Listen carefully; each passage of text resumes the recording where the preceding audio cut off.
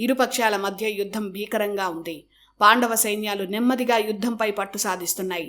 తెగిపడిన అవయవాలు, మరణించిన గుర్రాలు, ఏనుగుల గుట్టలతో యుద్ధ భూమి భయంకరంగా మారింది.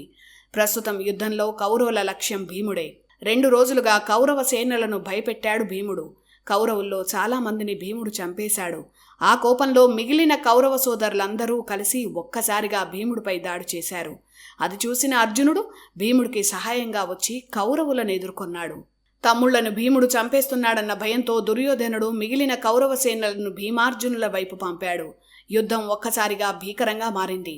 మరోవైపు భూరిశ్రవ యుద్ధంలో సాత్యకి కుమారులను చంపేశాడు.